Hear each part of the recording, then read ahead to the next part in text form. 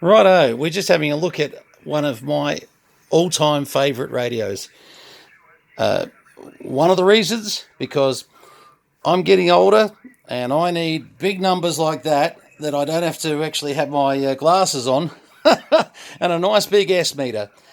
The IC765.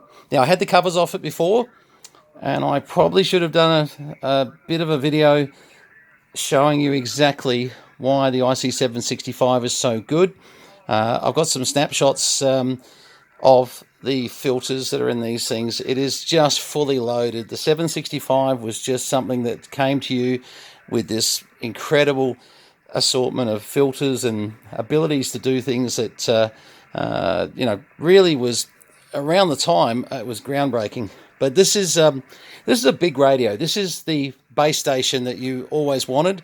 Look, it's the size of almost a 7800. It's a little bit narrower and not quite as long. But I tell you what, it's an imposing radio that you just sit there and go, I think I want one of these. And some of their features are very, very good. Now, on the last video, we played with an old IC701, and that was, look, I love that radio, I got to tell you. It's down on the floor over here, and I can tell you, I've got to find a good spot for it because the floor won't do. But in the essence of thinking about, okay, what other classic Icom radios do I really like? I thought, you know what? We've got a lot of radios here, and I thought I'm just going to go pull out this IC765. I've got to be honest, I did have to knock a bit of dust off it. It's been sitting in storage for 3 to 4, 5 years, I don't know, quite a long time. And that's why I pulled the covers, because I just wanted to check, caps, bits and pieces, have a good look through.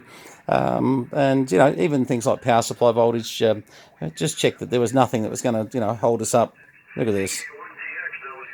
Oh, talking to Tex. We won't hear Tex, I don't think, ground wave, but look at this receiver. I tell you what,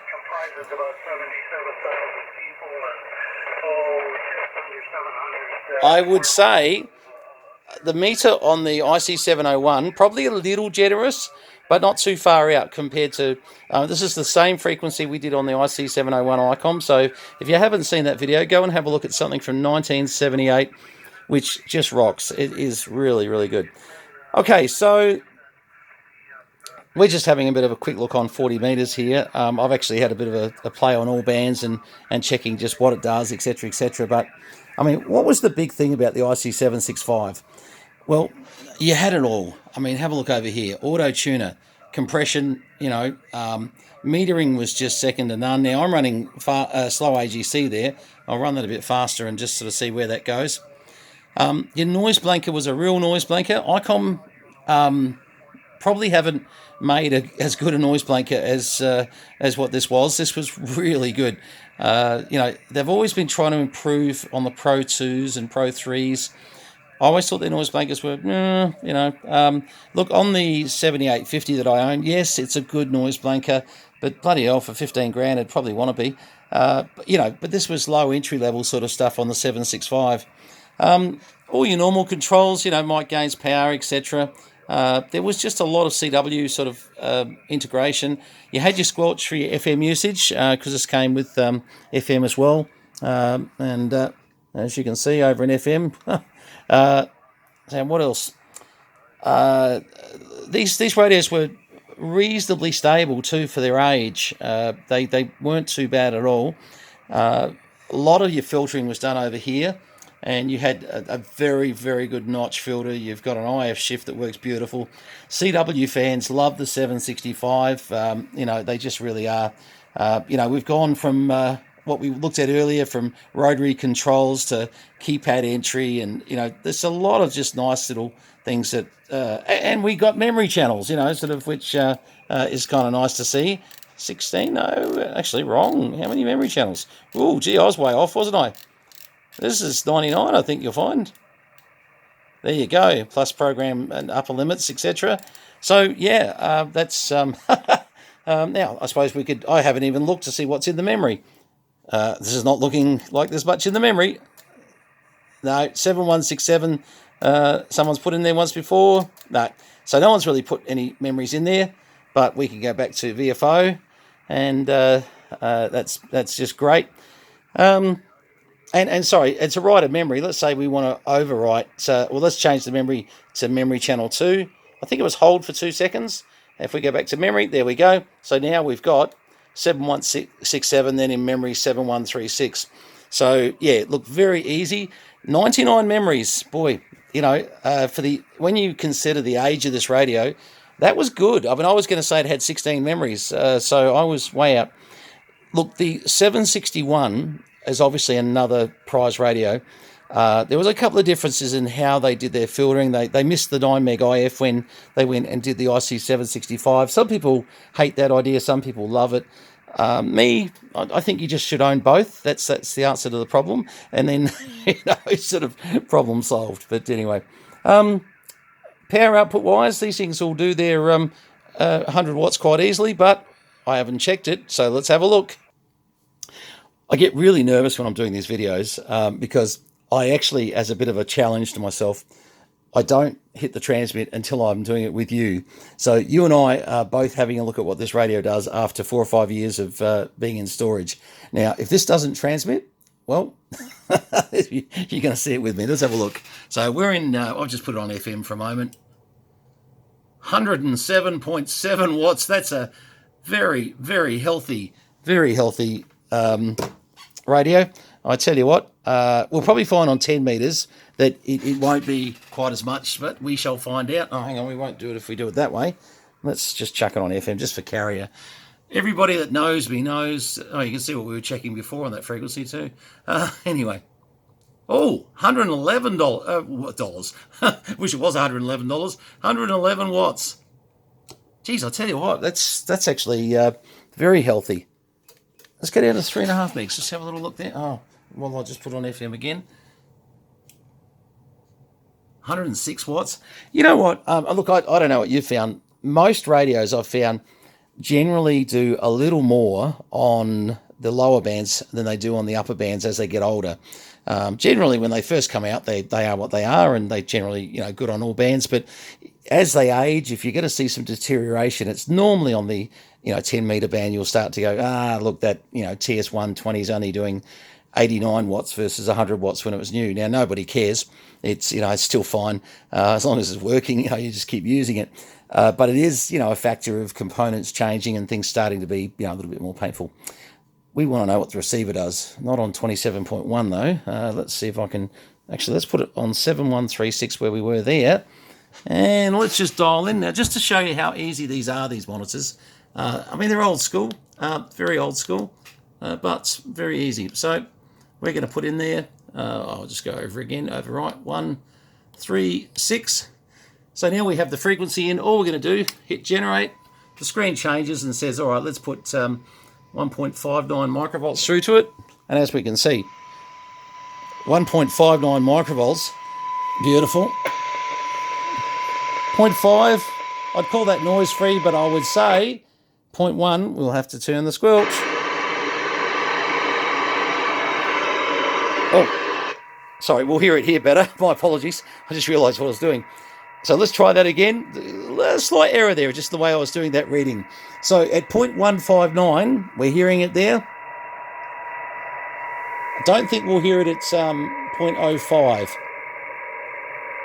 Only just, but I don't want to overrate it. Certainly hearing well down to 0.1 and 0.5 noise free, so I'm happy with that. So we've got basically a working IC765 after 4 or 5 years. Now, I get a lot of people saying to me, you're an idiot. And look, some of them are right. I don't know. I'm not the smartest guy on the planet. But the big complaint is, why would you have so many radios that can all go faulty? And this is a good example of they don't all go faulty. Look, I will admit, of course, some of them sit around, like I've got radios going back to the 1950s. Now, they are just maintenance plus. But the 1990s series radios through to obviously current, you don't get anywhere near as many problems with. And if you do, it's normally a well-documented problems. And that's sort of your your assistance really when you're trying to fix something. If I was trying to fix this radio, I know for a fact there's a guide that was put together by a chap in the US, and I don't know, it's 7 or 8 pages long, and it's fantastic reading. I've read it many years ago, and I can tell you, suddenly you've got not just common faults, but you've got all the mods that can make it better, and lots of little things that are really helpful. So whenever you're getting a new radio that's obviously a little bit dated and it's part of your collection, go to Google as your friend, DK Mods as your friend. Remember, DK Mods, excuse me, is more than a site for finding out which diode to cut for 27 megs. And anyone who knows me knows I'm not a big fan. But what I can tell you, DK Mods has a lot of stuff on it that can really help you with your older radios with assistance from people all around the world. It's easy, just put in dk.mods. Mods DK, isn't it? Oh, God, now I'm going to get it wrong. Sorry, it might be mods.dk. My apologies. But go to that site, just Google it. If I've got it wrong, you'll find it. I'm a multiple year member of that site because he helps me so much. And we're often contributing videos and mods and things we do and bits that you don't see so much on the standard YouTube channel. But more on that later at some stage. But yes, look, definitely, research the radio that you've bought. It's not impossible. I was telling Fletch the other day, a good mate of mine that from Classic Restos. Now Fletch is a radio head, and I'm really putting him through a learning curve right now, which says that you've chosen to own some old radios. Now, just like old cars, at times they're going to need service. They're going to need looking at. They're going to be a pain. They just are. And Fletch had a very bad run to start with. A couple of eBay buys that we had to go through and sort out for him. But I can tell you, at least his head's in the right place. He knows what he's dealing with. He said to me the other day, he said, "How is it, Brenton, that I can pull a car, down to the chassis and basically rebuild it? And these bloody radios have, got me a little bit sort of stuffed." And I said, just like you learnt how to do what you do with radios, you'll do that with cars, get it right. You'll do that with radios. You'll just start to gain a knowledge base. And once again, that knowledge base, don't feel bad with plagiarizing and going and taking someone else's mod and using it. They listed it to help you, so use it. And certainly give the person thanks if you're able to contact them. I often do that myself. A big contributor for me in my education was Mike from Mike CB's CB Repairs. Amazing guy. And on that subject, if anyone knows where Mike is, I've actually been trying to track Mike down to say, look, just to see how it's going. So if we could have any information on how Mike's going, some of you guys that are subscribers from the USA may have a bit more knowledge. Let me tell you that Mike contributed so much to my knowledge base in a lot of his techniques and a lot of his thinking, and a lot of the way that we do what we do has, a lot of that is you've got to give gratitude to Mike for that. So if anybody can drop me a line and give me information on how Mike's going, that would be fantastic. So the IC765, what do you think? I think fantastic. I love it. I think if you get a chance to lay your hands on one, grab it, because they're not making any more of them. Let me just put an antenna back in.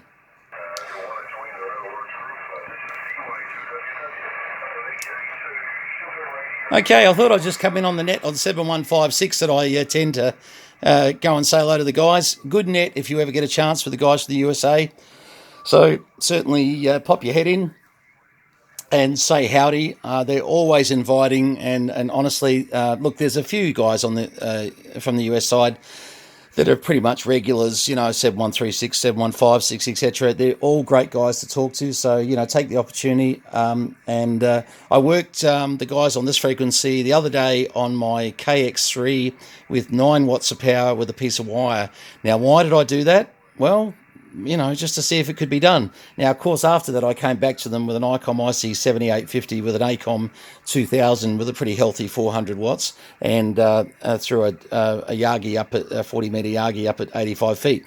And the comparison was very interesting because, admittedly, it was a 4x3 type of copy with the KX3 and 20/9 with the IC 7850 with a, plethora of other bits.